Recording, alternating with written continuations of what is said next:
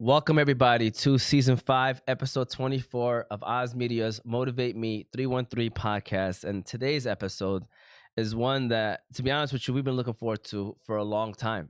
This was actually prior to even this season. This is someone that we look up to here at the studio and as a team. Someone that, again, when we ran into him, we said, hey, man, we got to get you on the show. And alhamdulillah, we finally have the opportunity to get Mr. Abdul El-Sayed on the show. So go ahead and give him a round of applause.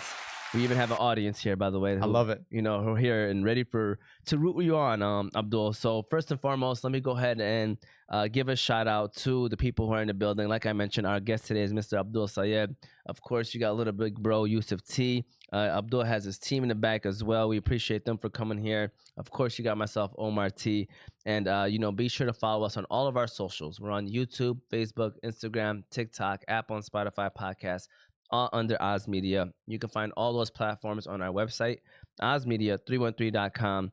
Shout out to the sponsors of this show, Juicebox, Holy Bowly, Wingfellas, Bates & Mocha, Royal Kebab, Malika Kebab, Hanley International Academy, The Family Doc, and GE Preparatory Academy. I know you've tried Malika Kebab before, so let's go ahead and give a shout out to our good friends over there at Malika Kebab, and then we're going to officially get the show rolling. Malika Kebab has become noted as one of the best Middle Eastern restaurants in the Metro Detroit area. The restaurant has become a popular destination for visitors and is always full of satisfied locals who are proud to invite their guests to taste real Middle Eastern food. With options like shish platters, shawarma plates, shawarma sandwiches, lamb chops, fettush, and tabbouleh salads, you can never go wrong when you choose to eat at Malika Kebab. They currently have 3 locations, West Dearborn, Taylor, and Trenton. Be sure to stop by Malika Kebab to satisfy all of your Middle Eastern cravings. You can also visit them at their website, malikkebab.com. All right, we're officially back, and I'm sorry we had to run an ad about food. Well, that makes I'm sitting here like, that sounds delicious. I want a shish platter. Shout out to Malika Kebab. They actually have Ramadan specials as well, so make sure if you were hungry, go there to eat sometime. So, we're changing our whole night today. We're going to Malika Kebab for. Yeah, we both. I heard you have iftar dinner. Actually, I have an iftar dinner too, and I think they both would be upset if we didn't actually go to their iftar dinner. That's true. That's true. By the way, I forgot to mention that the title is why Abdul El-Sayed refuses corporate money and can he win? And listen, I'm gonna answer that question for them and for the title. And of course, you can win, and inshallah, you do win.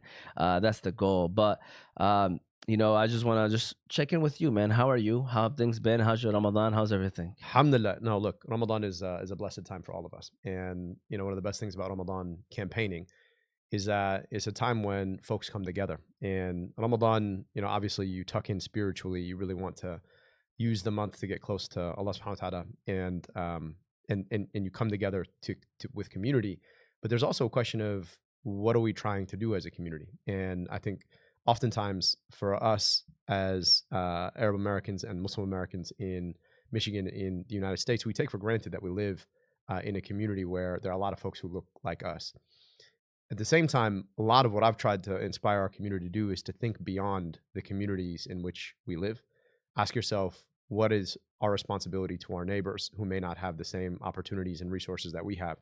And of course, part of Ramadan is also in that you give. A lot of folks give their zakat and sadaqah during Ramadan. And there's a lot of ways to give. Obviously, it's your wealth, yes, but it's also your time and your resources. And so what I'm trying to get our community to do is, as we tuck in and build that proximity with our Creator, ask yourself what your responsibility is more broadly. And so this is an opportunity for us to really travel the state, get to spend time with communities and to ask. And especially in this moment when you're watching our government use our taxpayer dollars to get into yet another war we shouldn't be fighting, I think the responsibility to lift up our voices and fight for our neighbors to make sure they have health care and they can afford their homes and their groceries, but also to make sure that people don't live on the wrong side of American power, that as stewards of American power as a country, that we're always thinking wisely about how we use it and standing up and demanding a certain level of accountability and responsibility to the ways that we use American power. All of that, I think, I find centered in this work. And so faith isn't just about what it brings you in terms of spiritual proximity. It's also about what you do out of that faith, whether or not you're willing to stand up and use your voice and use your resources to fight for something that's bigger than you. So you brought it up, and so as of this morning, a lot of us woke up to the news that U.S. and Israeli, I guess, missiles bombed Iran, and so today's Saturday, and obviously it's going to be days later, and we're assuming that it's still going to be going on once this video is released. So, with that said, like, what are your overall thoughts on that whole situation? This is a president who could care less about whether or not you can afford your groceries. He could care less about whether or not you can ever dream of having a home. He could care less about whether or not you can see a doctor. This is somebody who's also, because of his misbehavior in the past, appears 38,000 times in the Epstein files. Mhm. And every single time he appears and it gets the news, he always tries to find a way to change the subject. Now, I'm going to use a word here because it has a definition. We throw it around too lightly, but right now we're talking about the real thing. Fascism is what happens when a political movement weaponizes government against a perceived threat of another inside the country and the threat of another outside the country. And it is a force that's less about reacting and more about being proactive so that you can galvanize a base to achieve political power. So you look at what Donald Trump has been doing in response to headlines he doesn't like about everything from the Epstein files to his failure to actually take on the affordability crisis. And you see him weaponizing a paramilitary force in the form of ICE, right, who's coming in Michigan in droves. They're about to try and build a detention facility, 500-bed detention facility in Romulus. You saw what they did, in effect, laying siege to Minneapolis. I went and saw it for myself. And then you look at all of the foreign entanglements he's gotten us in. It's only the end of February, right? We're only 2 months into this year, and we've had conversations about Venezuela, about Greenland, and now this is the second time in his administration alone, which is only in its second year, that they're bombing Iran.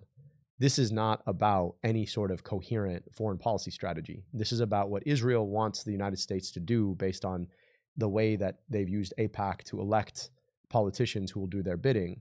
And it is about him trying to change the subject by creating war. And we know the history of that. You don't have to look that far. We just got out of Iraq and Afghanistan, wars that defined our adult lives. And then we're going to get into another one. And let's be clear, Iran is not Venezuela. 93 million people, they have real weaponry.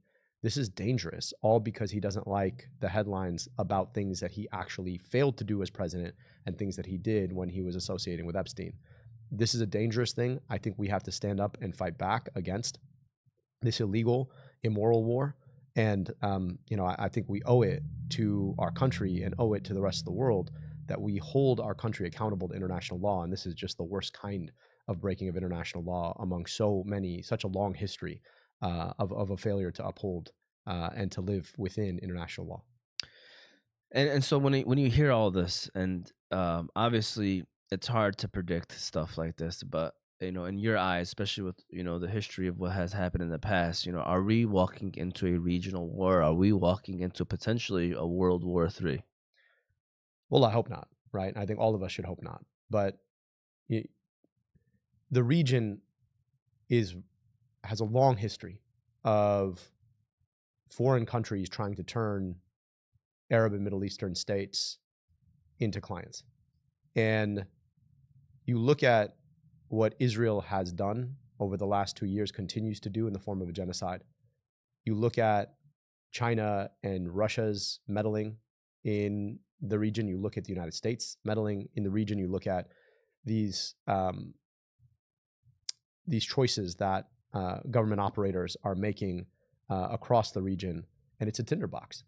And so when Israel says, here's an opportunity for us to finish off a regime we don't like, whether you like or you don't like the regime, the question we all have to ask ourselves is whether or not that's a legitimate use of force, right? And in our case, there are rules around what presidents can and can't do. Presidents can't unilaterally declare war. Congress does that. So we're in a situation now where you've got a president who's acting outside of the bounds of the law in our own country to do the bidding of what Israel has been prompting this government, this administration to do for a very long time in a tinderbox. And it's hard to know where this all ends up, which is why we write international law in the first place, right? There are some people who study international policy that say that the ends justify the means. But in complicated situations, usually the best way to make decisions is to say, here are our principles and here's how they apply. That's what international law was meant to do. And the last part I'll say about this is For the past 4 years, we've watched as Vladimir Putin has, tried to just take over a neighboring country in Ukraine. And we've had a pretty incoherent policy when it comes to Ukraine. Personally, I believe that it is justified to protect the Ukrainians from a dictator who is invading a neighboring sovereign country. But ask yourself whose notes he was taking.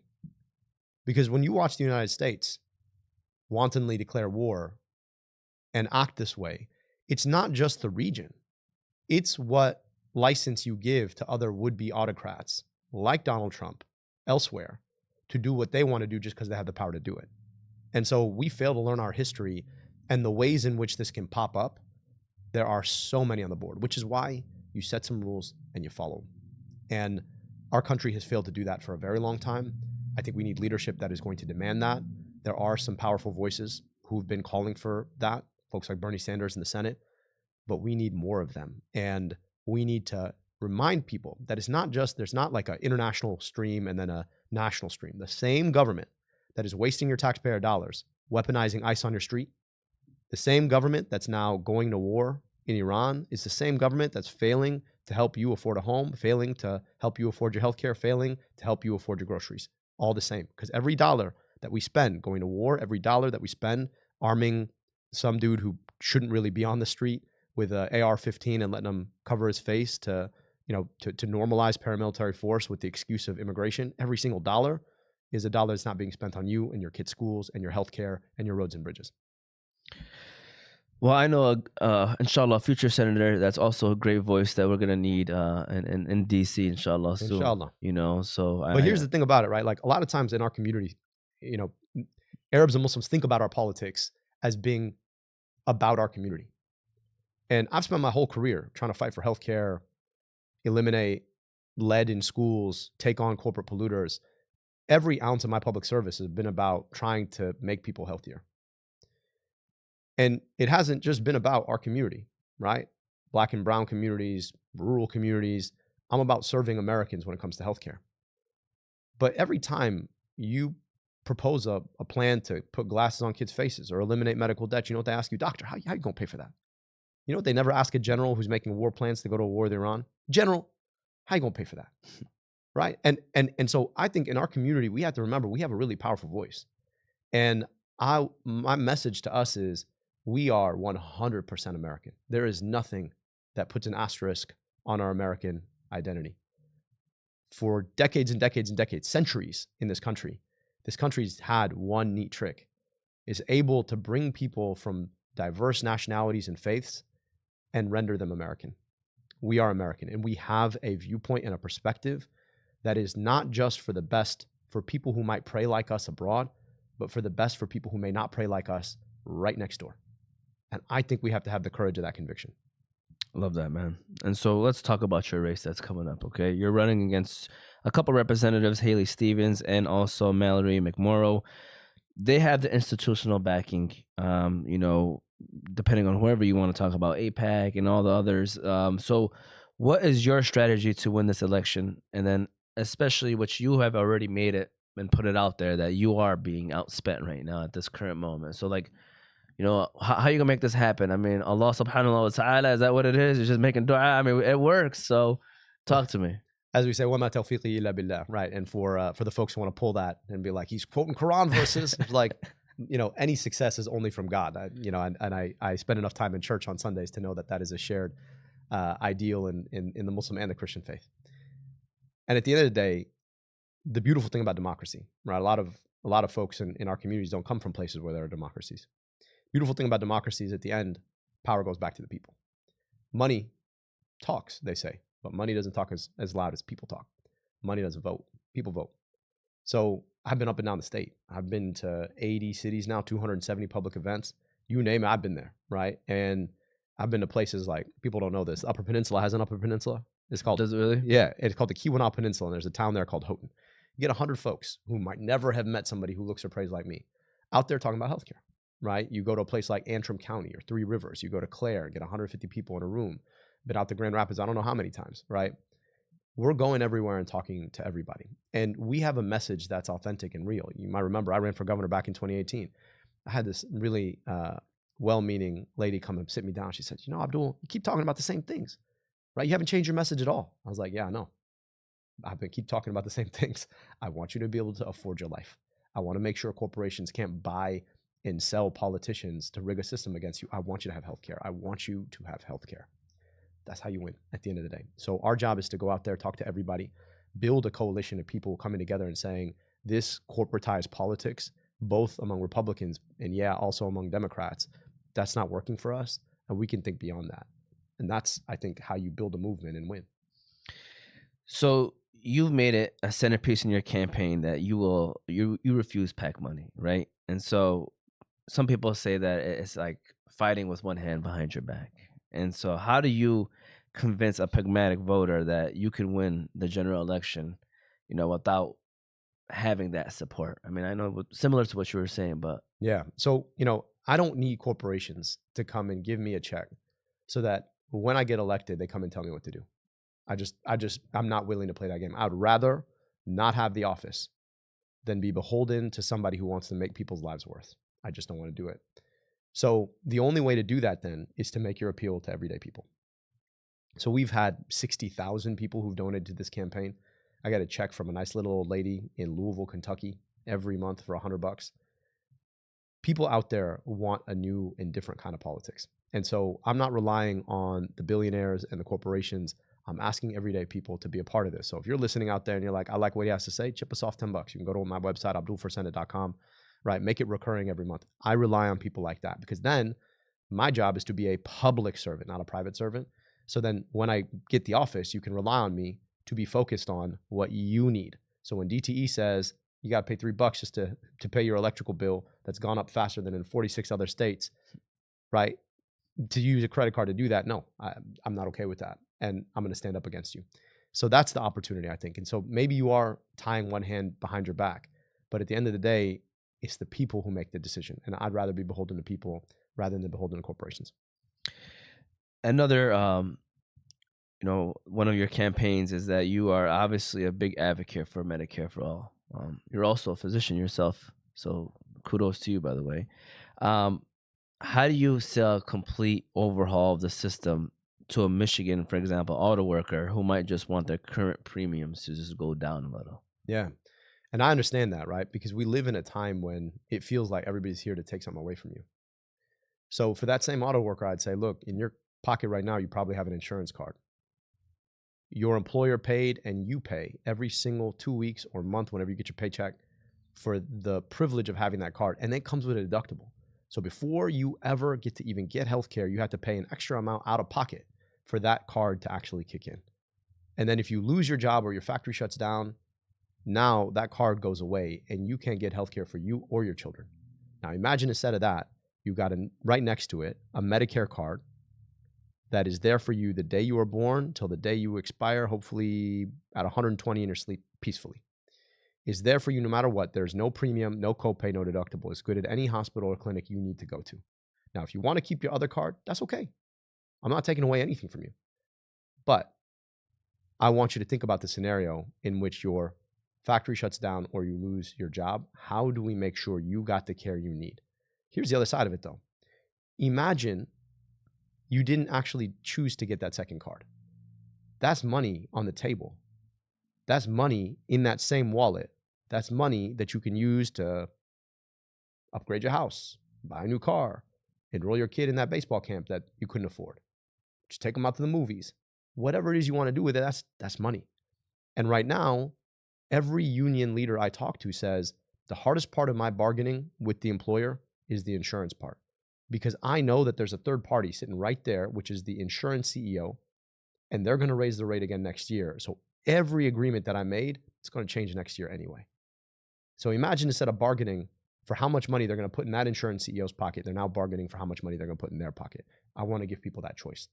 So it's the security of knowing you've got healthcare coverage, and it is the choice of knowing that you don't have to give your money to an insurance CEO, and instead you can give it to your kid or your grandkid. I think that's what people don't understand is that, yeah, you might be in a good situation, but you don't know what the future is going to look like for our future kids and even others in your own community. Obviously, it's sad that there are people out there who don't even have health care or don't have the proper health care they need which, unfortunately is happening more than it needs to be happening. We've already only on 1/3 of the show, and my brother is the clip guy, so he pulls out the clips. I don't know what he's gonna pick already, and so it's gonna be interesting. So we're gonna run our next ad, and so Yusuf, I'm just gonna go throw all food at you. I'm sorry, man. I'm gonna throw all food at you. He's like trying to torment me here. Yeah, we're gonna go with Wing Fellas this time, which, by the way, best wings in town. If you haven't tried them yet, shout out to the Wing Fellas, and we'll keep it rolling, man. Do you know what goes perfect with the big game or your favorite TV show? Some deliciously tender wings from Wing Fellas. Wing Fellas restaurant is home to the best wings in Michigan. With over 20 different sauces and seasonings to choose from, you can make sure every wing order you make caters to your taste buds. They have 7 different locations in Michigan. They have a location in Dearborn, Southfield, Detroit, Belleville, Wyandotte, Flint, and Taylor. So no matter where you are at in the state, Wing Fellas is your one-stop shop for some fall-off-the-bone wings. Also, be sure to visit them at their website at thewingfellas.com. Okay, we're officially back. And listen, I want to ask you about something that I seen, and I was like, I wanted to talk to you about it, and I didn't obviously include it in the questions. And that was, I saw a video of you, and you were with your wife, and I felt like you were highlighting your wife and all the great things that she does. And I respect that so much as a fellow Arab person as well, because you don't see that often. And I love that you did that, because obviously there's a lot of misconceptions out there about our woman being oppressed. I think she's a doctor, if I'm correct, your wife. So it's like they don't know that we have strong women who are doing great things, and most of the time it's behind the scenes because of cultural reasons or whatever it may be. And a lot of them don't even want to be in it because of maybe whatever the backlash that they may get from people who are outside of the community that don't even understand the importance of women in Islam. So what was like your reasoning behind that? And by the way, I just want to say, like, I loved it and I appreciate you for doing that, because I feel like we need more of that, which is why I have my sisters on this show. You don't really see Yemeni girls coming on podcast shows, but that's part of the reason why I do that too. So yeah, well, it was important to me because she is the real MVP of this whole thing. Sada is the kindest, smartest, strongest person I know. She's the reason that I can do what I'm doing. And it's important, I think, for folks to know who built you and who sustains you in your life, and the people who are with you. And in some respects, Sada is the best of us in our family. I was raised by my stepmom, who's a professor of engineering. My wife is a doctor. And I'm raising 2 badass little girls. And I take seriously the responsibility to fight for an America that offers equal opportunity for everybody. And I say that with somebody who's got some real stake in that future. I think about my little girls, and I don't ever want anybody to believe that A, they can't do anything they put their mind to, and B, that their success came at the cost of somebody else's. You know what I mean? And I'm raising them to believe that, right? That you are no less than any boy or any man. And telling Sada's story and how we met and why 20 years in, I mean, we're about to celebrate our 20th anniversary. 20 years in, the relationship only continues to grow. I think captures something that speaks in direct response to the kind of stereotypes that people have about Muslim men and Muslim women. And so, I'm grateful that A, she's allowed me to do this, and B, she underwrites it every single day in so many different ways, and C, that she was willing to participate in it. Sarah hates politics, all right? Yeah. She thinks it's super broken, and it is. But in some respects, at our core, politics is about the story we tell ourselves about who we are and who we want to be. And Sarah's the best of us. So, to me, she's a big part of the story about who I am, but more importantly, who America is. And who we can yet be. Thank you for that, and that was beautiful right there. We went from being hungry to almost tearing up a little bit, man. So we got I'll still take some wing fellas though. Yeah, we got a lot of emotion going on right now. So shout out to the wife. Shout out to you, Emel, by the way. Love you and thank you for all that you do as well. She's also the MVP, and I'm a girl dad too, by the way. So just I knew it's a blessing, man. Yeah, it is. Alhamdulillah. How old are your little ones? 7, 4, and 5 months. 7, 4, and 5 months. MashaAllah. Man, she is the MVP, man. Yeah, it's no joke. It's no joke. I will tell you, man, being a girl dad is like the best. They teach you something new every day, and I think if I'd have had boys, I think I would have assumed I knew what they were thinking, and I think I wouldn't have been half the dad that I am. I think that too. And like sometimes I'm like, I don't know this experience. And so I got to step back and be curious about what you're experiencing and try my best to coach you through something I might never have gone through. And I think it just makes you better. It helps you to be more empathic. And the other thing is like, this is the best thing in the world. It's like you come in, I'm virtually guaranteed a hug when I walk into my door. I was gonna say the emotional support. Like you go home and tell them you had a bad day. Everything else is taken care of for you. True. You know what I'm saying? Like most times, obviously, you're the one doing the, you know, the emotional support. But man, you go home and say, "Listen, I had a bad day. Who bothered you? What's going on? You know, blah blah blah." It's the best. It's the best. That support system. You know, I feel like a boy would just laugh and just keep doing what he's doing. Just come kick you in the shin. Yeah, exactly. So you kind of talked about this a little bit, but you talked about how the economy is favoring billionaires over workers. So can you give us another example of a corporate regulation you would probably introduce on day one in the Senate that would maybe directly impact the wallet of the family living here in the 313 area right here? I'll give you one. You know, we know that the auto industry built Detroit. You ever wondered why they don't put workers on the boards of the auto industry? Why is that? Because they don't care what the workers think. I was going to say they don't care about their opinion. And a lot of the decisions that these corporations make that are critical to the infrastructure of our state, that, by the way, benefited from huge amounts of taxpayer dollars, huge amounts of subsidies. Those decisions don't usually benefit workers. They do this thing called stock buybacks. So when you're a big corporation, you're publicly traded. That means you basically sell off part of your business so people can buy little pieces of it in stock.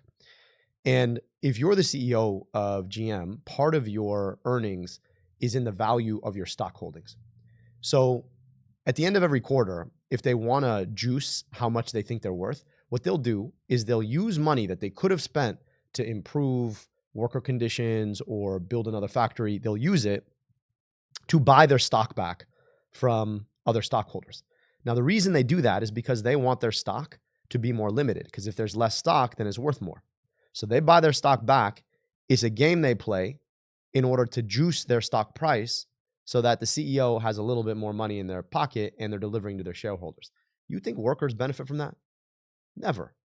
And so to me, one of the things I think we need to do is if you're a publicly traded company, you need to have labor on your board. You need to have a labor representative, somebody who's part of the union on your board, speaking for the people who actually make your company possible. If they did that, maybe they think a little bit more about their profitability and their growth 5 to 10 years from now, and about what it means to make sure you create jobs for people in these communities, rather than whether or not their next quarter stock earnings and their stock price will be valuable enough so the CEO, I don't know, could buy another yacht. And it's one of those things that we should have done a long time ago, but we don't. So another one of your campaigns is that you are a big opponent of ICE. Yeah. I cannot believe that we are close to having a building in Romulus to house ICE agents.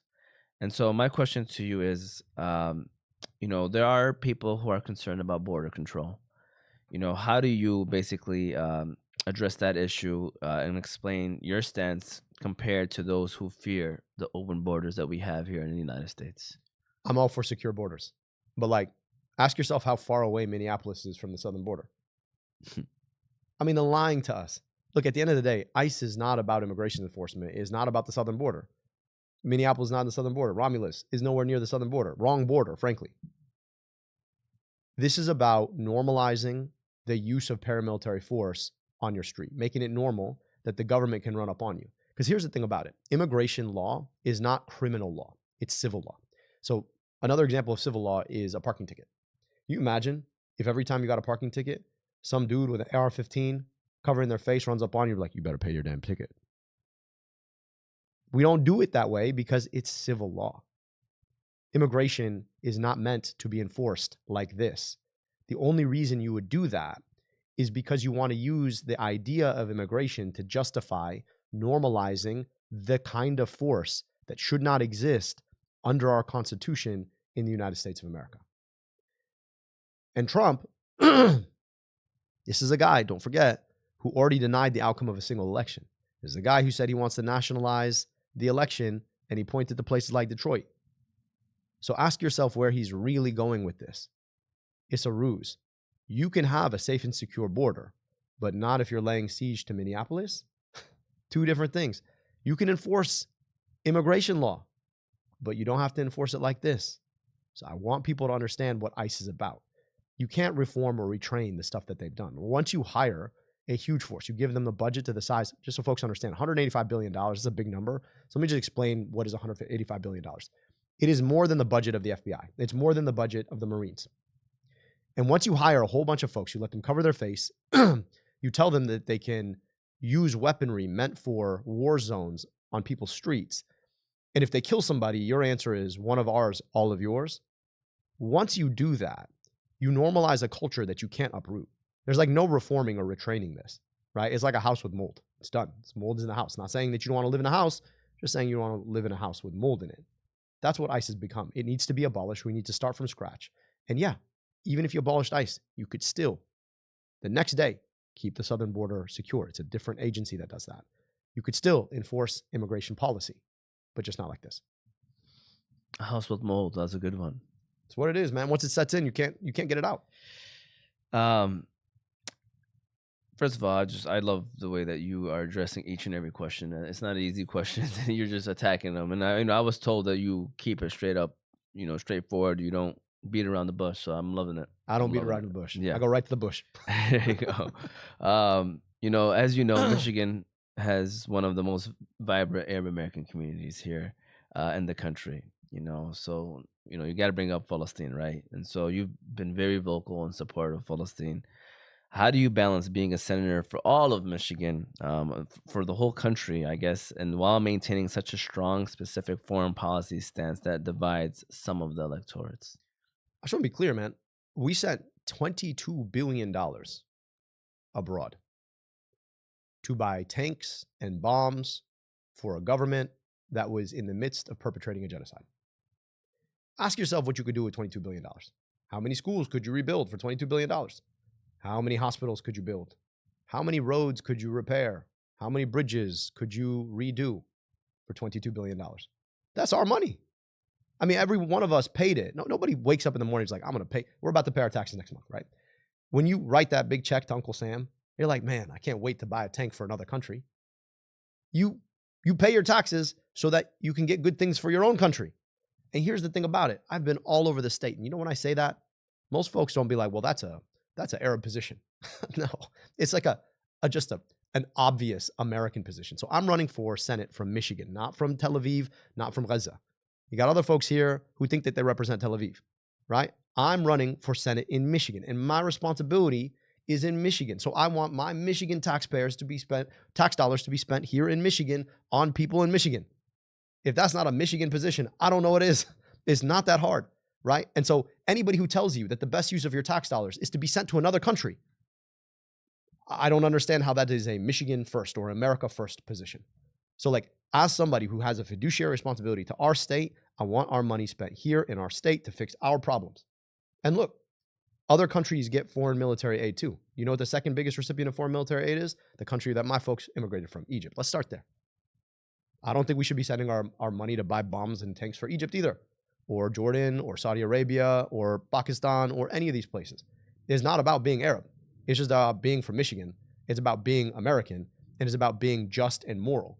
And when you think about what the use of that money is, to perpetrate a genocide, to kill tens of thousands of other people's children, to bomb their schools and their hospitals, to kill their journalists, I'm ashamed of that. And if you can't look at that and say, that is a genocide because it meets the technical definition of genocide. If you can't say that, my question to you is, what are you afraid of? I get what you're afraid of. You're afraid that AIPAC is going to spend a huge amounts of money to beat you in an election, which they're going to spend huge amounts of money to try and beat me in an election. I get it. But the question that I would ask anybody is, if you're not running for this office to do the thing that you think is true and right, to speak the truth, what's the point of having the office? I'd rather not have it. So if in the end, my position on naming a genocide what it is because there's a technical meaning of the word, in my position to keep our money here at home to protect our children rather than send it abroad to kill other people's children. If that position costs me an election, so be it. It's not a role worth having where you lie to yourself and everybody else so you can have some power that you can't do anything with. Can we give this guy a mid round of applause right now? I mean, I know it's not the end of the show. This guy's doing a great job, man. I mean, but this is why your wife said it's messy, by the way. I agree so much, and it's just messy. And it's a good way of wrapping it up. Here's the thing, though, man. Like, people think about winning the election. I'm more worried about having to spend 6 years as a senator. See what I'm saying? Like, you don't just do it to win the election. You do it to serve. The point of the job isn't the job. The point of the job is the service. It's the work. So if you lie to get yourself there and then you're there and you can't actually do the work, what the hell was the point? Somebody could pat you on the back and say you held an office. You get take pictures of people. Like, I'm so sorry. I'm just not that excited about that, right? And for your trouble, you get to spend what 3-4 days away from your kids every week. I don't know, man. I'm like, to me, the sacrifice is only worth it is if you can use your job to protect kids. Otherwise, I would rather not have had the job. See what I mean? Like, I'm not excited about being a U.S. senator. I'm excited about being able to do the work that hopefully as a U.S. senator I can do. That's the only reason. That's the only point. Everything else, this, as we say in our tradition, right? Like, there's a verse that I was just reading this morning where it says that the life of this world is just play and self-fulfillment, right? Like, at the end of the day, like, we're all going to die, right? Nobody's going to care whether you had a title or you had an office. It's like, what did you do with it when you meet your maker? You say, I rendered this service. I tried to protect these kids. I tried to give these people healthcare. I tried to make sure that these folks could eat. That's the only value. So my point is, just say the truth, say it better. And if people believe in that truth and want to see that truth enacted, they'll vote for you. And there'll be people lying about you. There'll be people telling you why you can't. And at the end of the day, that's the struggle of the whole thing. Mr. Abdul El-Sayed, inshallah, future senator for the state of Michigan. We're going to take a quick break, and then we're going to keep it. You're going to torment me with more food? Yeah, we are. We're going to go 3 for 3. We're going to go 3 for 3. And the final one is Holy Bowly, which maybe you haven't heard of yet, but it's right there in the outskirts of Hamtramck in Detroit. The best bowls to me in the area, that's for sure. Shout out to our good friends over there at Holy Bowly. Holy moly, you have to try out Holy Bowly. Holy Bowly is your go-to destination for vibrant bowls and delicious sandwiches. Everything they serve is 100% fresh, and they have halal options as well. Their mouth-watering bowls are always packed to the top, so you know you're getting the most bang for your buck. They currently have 2 locations in Detroit, and you can check out all their food on their website at www.myholybowly.com.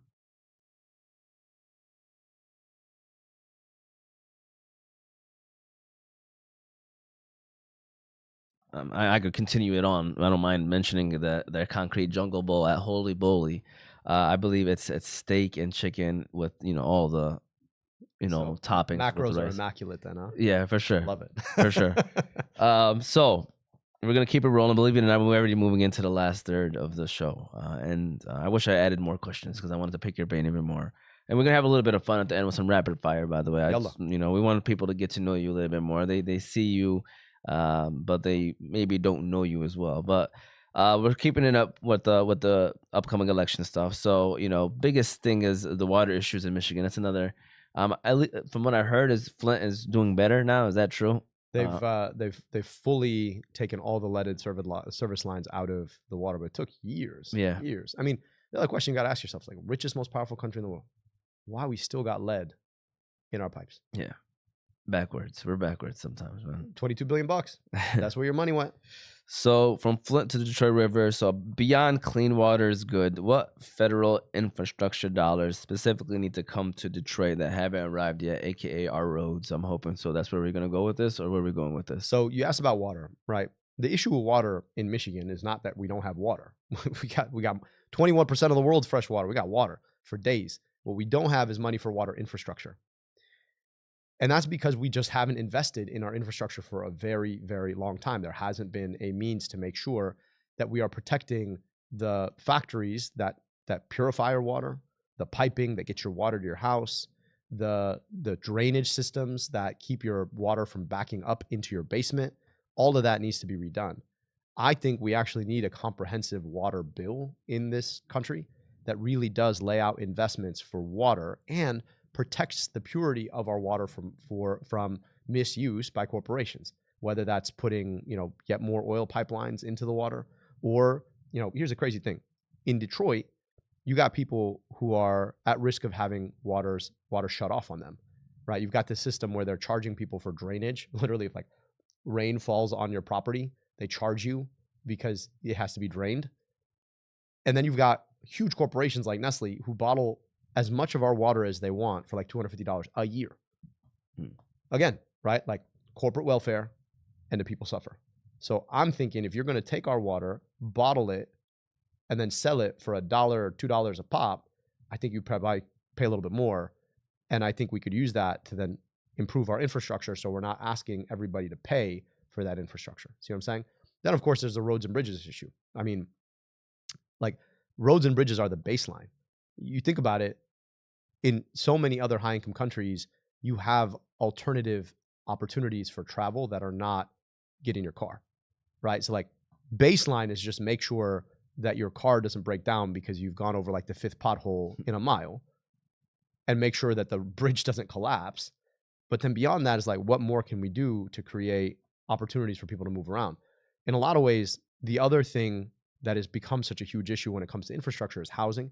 We haven't built the amount of housing that we really need since 2008 in the financial crisis. So we need to build housing, but in some respects, housing is also a transit issue, right? Because like, think about where housing can go. So you need to be able to build housing in places where people actually want to be so that they can get to the jobs they need to get to. And so the way that we think about how we construct housing also has everything to do with the way that we built our transit infrastructure. So most of our highways got built back in the 1950s under a guy named Dwight Eisenhower. And they built this federal highway system that actually trucked a lot of the most thriving Black communities in places like Detroit and Saginaw and all over the country, right? Places like Black Bottom just got completely trucked so we could have 375. And there's a lot of repair that needs to be done, but the way that we had built our infrastructure in the past may have made a bit more sense than just everybody get in a car and drive on the highway out of the city and then drive back into the city for work. So I think we're in a moment right now, as we're thinking about the housing we build, to also be asking, how do you build the kind of transit infrastructure that you need? I think cars are always going to be an important part of that, right? But even then, you think about like, what does it mean to have a car? You think about where like, this sort of approach of saying, once cars become somewhat automated, right? There's this almost verging of like automated cars and Uber. So you're sort of sharing a ride with a whole bunch of other people. And so the question of where auto goes is really important. Michigan will always be the place where it's best to build cars, but we also got to be thinking about like the cars we build for the future, right? Like what is it that people are actually going to want in the future, rather than we're relegating into this past system.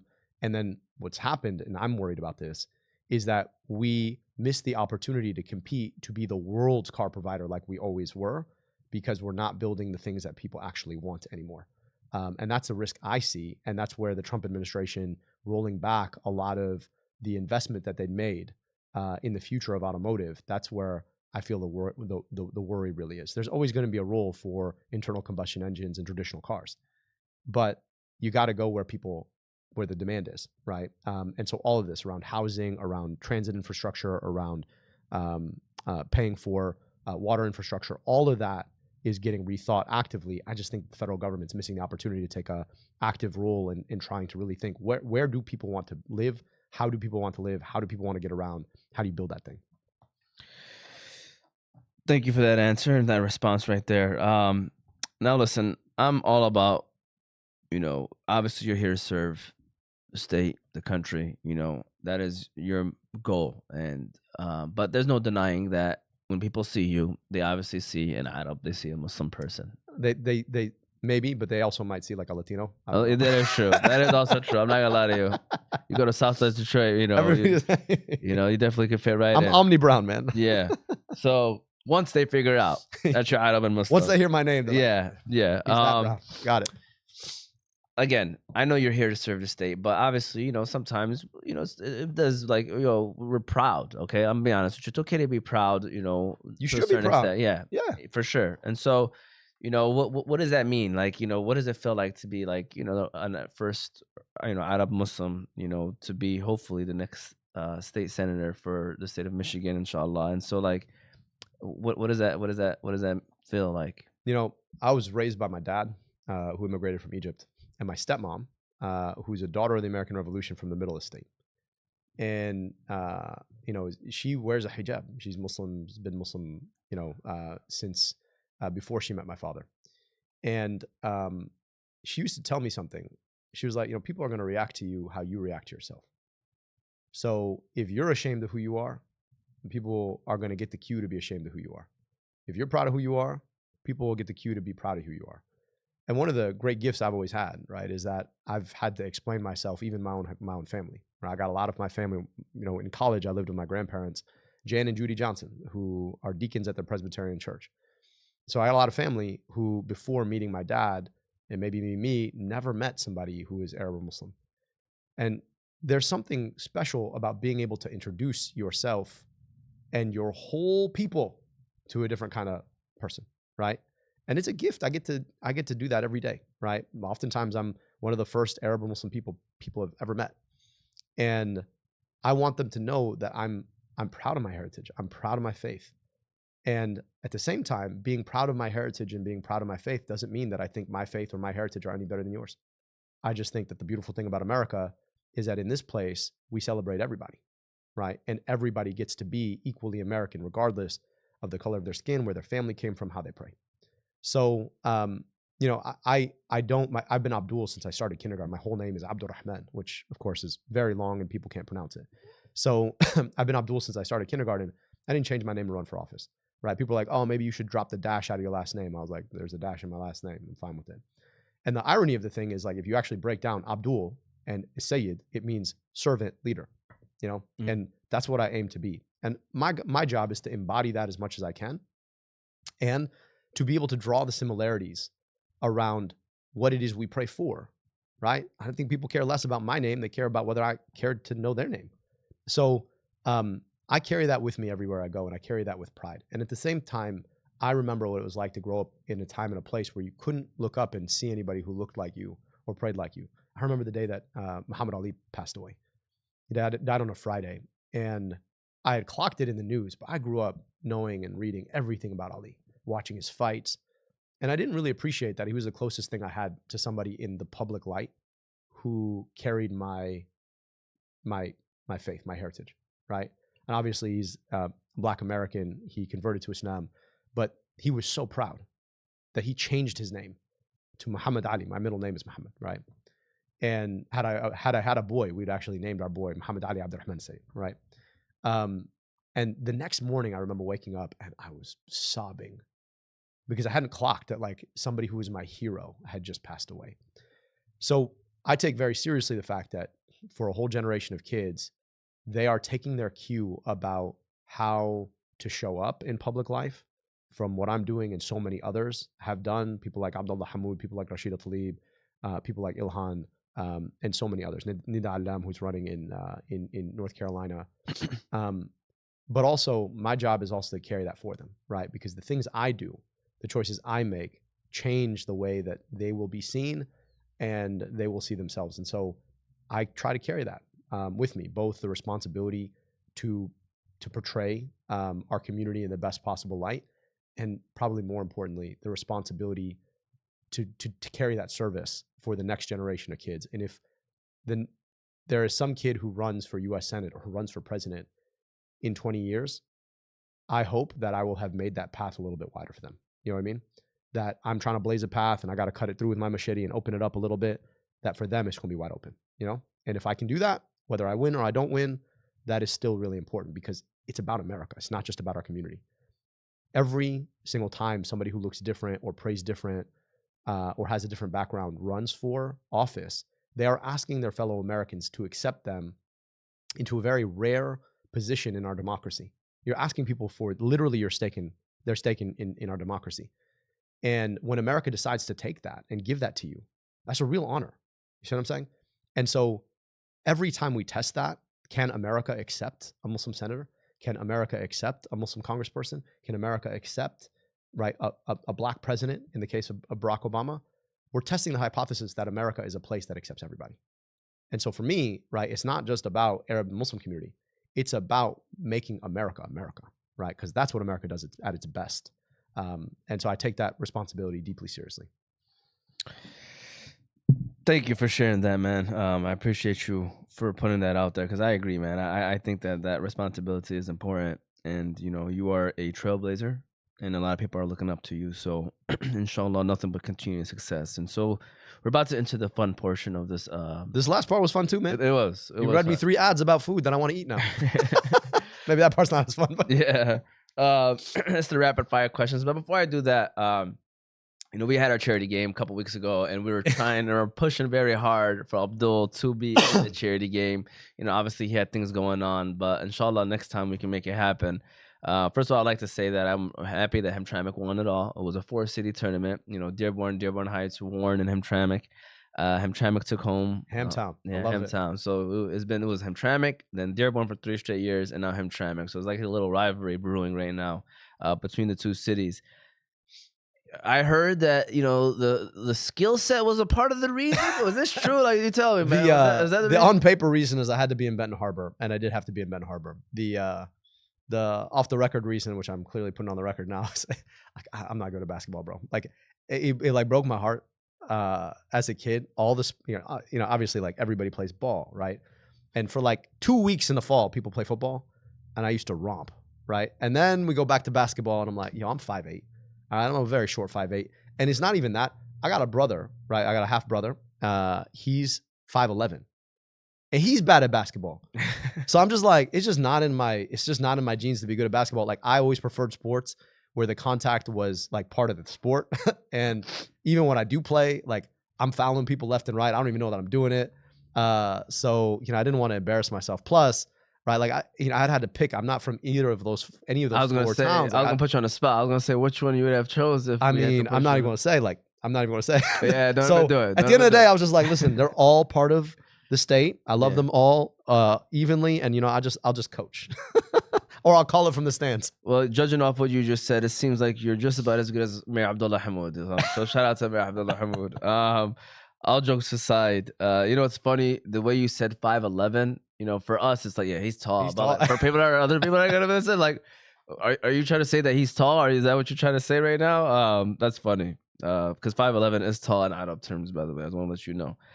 Rapid fire questions. All right, we're gonna try to get it in within a minute. Yalla. All right, I'm gonna fly through. Okay. Just get to know you. All Okay. Obviously, just say whatever comes to your mind. So Yusuf is getting the phone ready, and he's getting the timer ready as we speak. Shout out to little big bro Yusuf T. I think he's 5'11", right, Yusuf? About 5'11"? Yeah, we consider Yusuf tall in our family. That's How tall are you? 5'8". Maybe. Hey. Maybe. Maybe you all get to do it. So you know, my brother and I always want to do Mario and Luigi. It would have been perfect, man. Because I'm you know a little short, a little thicker. Happen. He's a little bit taller, a little thinner. That would actually be funny. we gotta make that happen. Mario and Luigi. All right, Yusuf, just give us the green light. 3, 2, 1, and then we're gonna get it rolling. All right. 3, 2, 1. If you could have any superpower, what would it be? Mind reading. If you were a physician or running for a U.S. Senate seat, what would you be doing? Oh man, that's a good question. I've already got 2, bro. Like, I know. Probably law. Law. If you could only eat one food for the rest of your life, what would it be? From a health standpoint or a taste standpoint? Both. Sardines. Whoa. Never ate that before. What's your favorite color? Blue. Would you rather be up early in the morning or stay up late at night? Biologically, stay up late at night, but like aspirationally, be up early in the morning. What's your favorite TV show? Sports Center. What's your favorite movie? Gladiator. LeBron or MJ? MJ. If you could have any car, what would it be? The new Corvette Z06, the hybrid engine, that one. If you could live anywhere in the world, where would you want to live? Michigan. There you go. That's a great answer. And this is a bonus question. All right. What's your favorite community podcast to be on, Mr. Abdul? I mean, Oz Media for sure, bro. There you go. There you go. Wait, but I'm on the wrong one. I want to be on the sports one. Well, listen. Abdul, believe it or not, we already reached that time, right? We're gonna end the show with the elevator pitch on why people should vote for you to be the U.S. Senate for the state of Michigan. But before we do that, you can get your pitch ready. Just want to tell people one more time that how they can follow us and how they can watch this episode. We're on YouTube, Facebook, Instagram, TikTok, Apple and Spotify podcasts, all under Oz Media. Full shows on YouTube, Apple, and Spotify. Clips on YouTube, Facebook, Instagram, and TikTok. All those platforms can be found on our website, ozmedia313.com. Shout out to our sponsors, which I realize is majority of them are food.